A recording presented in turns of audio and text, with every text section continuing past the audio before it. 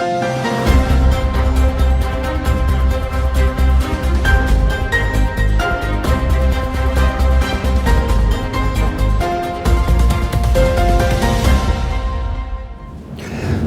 اللہ الرحمن الرحیم۔ السلام علیکم۔ ابرار رشید آپ کی خدمت میں حاضر ہے۔ آپ سے گزارش کہ اگر ابھی تک آپ نے چینل کو سبسکرائب نہیں کیا تو اسے سبسکرائب کر لیجئے، جو بیل آئیکن اس کو ضرور پریس کیجئے گا۔ طویل خشک سالی کے بعد سردیوں کی بارش ہے، پہاڑوں پر برف پڑ رہی ہے اور بادل اس طرح گرج رہے ہیں کہ جیسے برسات کی بارش ہو۔ خیر،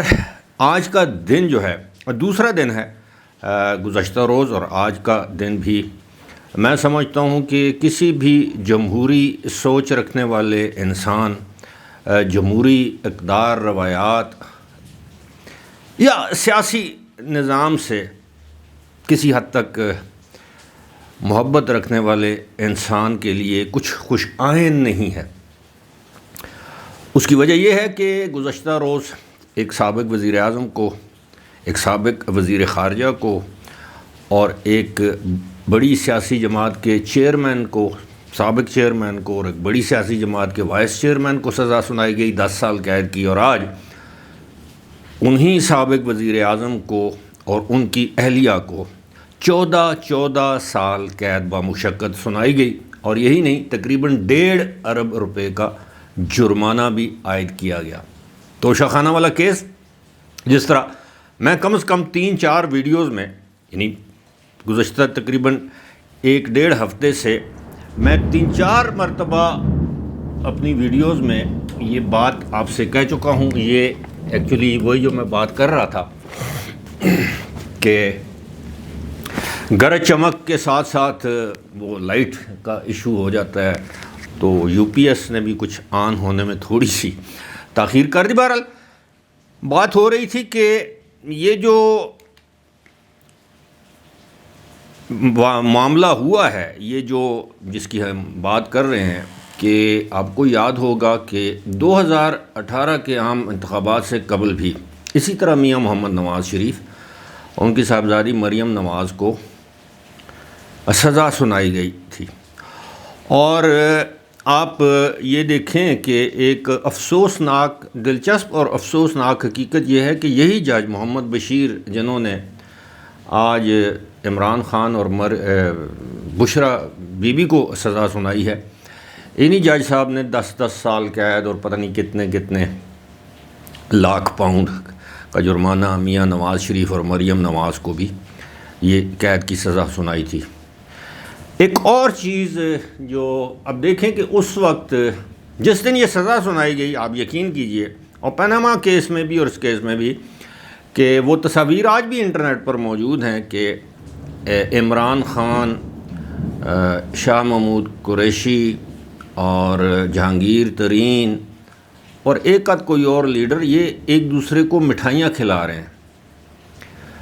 اور انہیں یہ معلوم نہیں تھا اس وقت کہ وقت ایک جیسا نہیں رہتا۔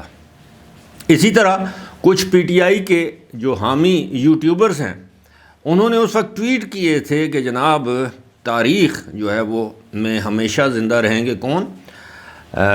وہ جے آئی ٹی کے ارکان، جو جے آئی ٹی کے ممبران تھے، مانیٹرنگ جج اعجاز افضل اور جج محمد بشیر، یہ تمام کے تمام تاریخ میں ان کے نام زندہ رہیں گے، جنہوں نے میاں نواز شریف کو سزا سنانے یا دلوانے میں اپنا کردار ادا کیا ہے۔ اب تاریخ کا یا حالات کا جبر دیکھیے کہ وہی لوگ، اعجاز الاحسن اپنے گھر چلے گئے استعفیٰ دے کر، جے آئی ٹی کا کوئی نام و نشان تک نہیں، لیکن جج وہی ہیں، اور بس وہی 2018 سے آگے حساب لگا لے، تقریباً 6 سال کے بعد آج عمران خان کو سزا سنائی گئی۔ اچھا، ایک چیز یہاں پر واضح کرنا ضروری ہے کہ بہت سے لوگ یہ سمجھتے ہیں کہ عمران خان اس معاملے میں مکمل طور پر بے قصور ہیں، یہ توشہ خانہ، اس کو وہ گڈمٹ کر دیتے ہیں، وہ توشہ خانہ گاڑیاں جو میاں نواز شریف ان کے، دیکھیں اس میں ایک چیز یہ ہے کہ واضح طور پر لوگ یہ سمجھتے نہیں ہیں یا سمجھنے کی کوشش نہیں کرتے، یا پی ٹی آئی کا پروپیگنڈا اتنا زیادہ ہے۔ یہ دو مختلف نوعیت کے کیسز ہیں۔ ایک تو یہ ہے کہ عمران خان یا ان کی اہلیہ نے جو تحائف ملے وہ توشہ خانہ میں جمع ہی نہیں کروائے، اور دوسرا یہ ہے کہ ان کی جو ویلیو، جو ان کی تخمینہ یا قدر یا قیمت لگوائی وہ کم لگوائی، اور پہلے وہ بیچے اور اس کے بعد توشہ خانہ میں وہ رقم جمع کروائی۔ اب اس حوالے سے یہ بھی بتائیں گے یہ نیب کا کیس کیسے بن گیا۔ یہ نیب کا کیس اس طرح بن گیا کہ جس طرح گزشتہ دور حکومت میں ایک مخصوص ترمیم کی گئی تھی کہ جی اس 500 کروڑ کے سے اوپر یا 50 یا 500 کروڑ کے اوپر کا مقدمہ ہوگا تو وہ نیب کی قابل گرفت میں آئے گا، اور اس کے خلاف بھی اپیل سپریم کورٹ میں عمران خان نے کی تھی، اور آج خود اسی کیس میں، ورنہ یہ توشہ خانہ والا کیس اس زمرے میں نہ آتا۔ خیر آگے چلتے ہیں۔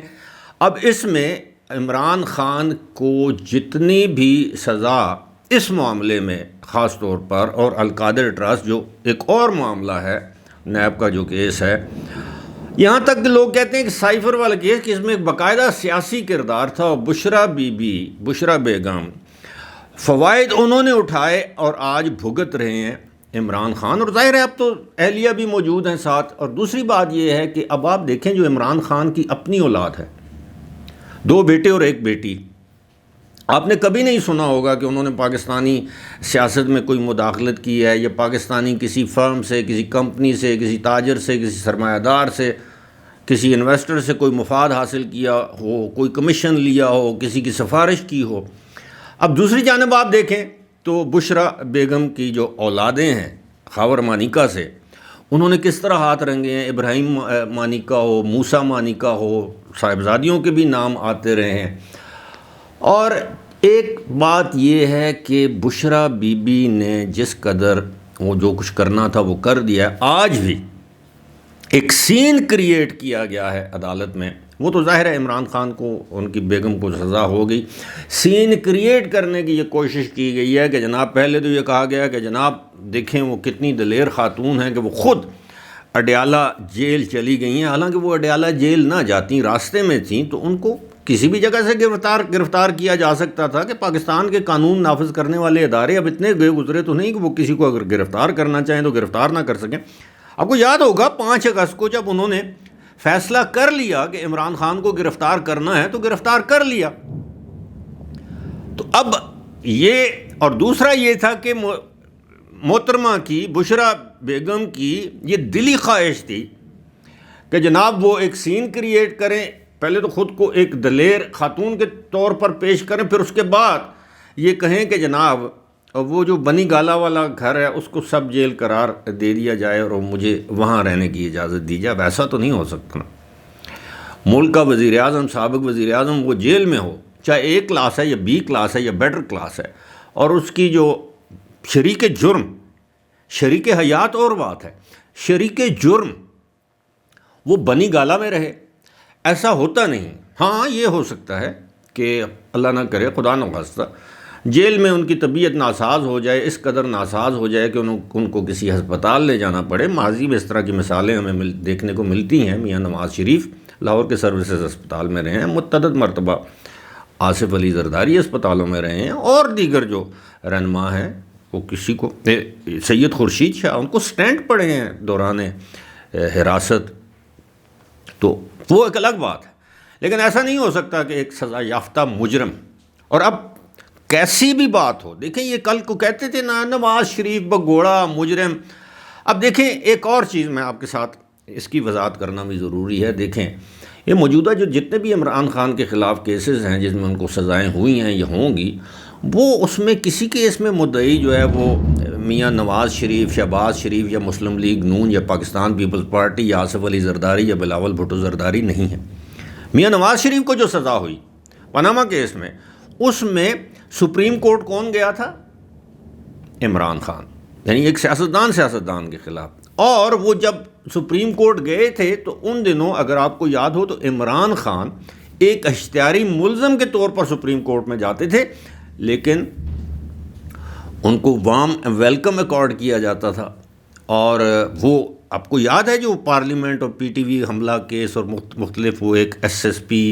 جو نیجو کے اوپر حملہ اور تھانے سے یا کسی موبائل گاڑی سے لوگوں کو چھڑانا، تو اس کیس میں وہ اشتہاری تھے۔ لیکن وہی بات کہ وقت بدلتے دیر نہیں لگتی، اس بات پر آج دیکھیں عمران خان کو 2 کیسز میں سزائیں ہوئی ہیں، سائفر کیس اور توشہ خانہ کیس، ان ٹوٹل 24 سال قید ان کو سزا۔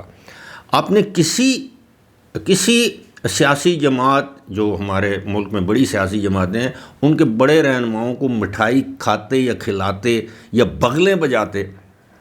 نہیں دیکھا ہوگا، تصویریں نہیں دیکھی ہوں گی، کوئی ایسا ٹویٹ نہیں دیکھا ہوگا، یہی کہ جناب آپ نے جو غلط کیا ہے، اور ابھی بھی کہا یہ جا رہا ہے کہ ایک بڑی سزا آنا باقی ہے۔ اب وہ بڑی سزا آپ کو بھی پتہ ہے، مجھے بھی پتہ ہے، 9 مئی کے حوالے سے جو واقعات ہیں، اسٹیبلشمنٹ نے پہلے فوج نے یہ کہہ دیا ہے کہ ہم نہ بھولے ہیں، نہ بھولیں گے اور نہ بھلانے دیں گے۔ فی الحال مجھے دیجیے اجازت، بادل بڑی تیزی سے گرج رہے ہیں، برس بھی رہے ہیں، فی الحال مجھے دیجیے اجازت، خدا حافظ۔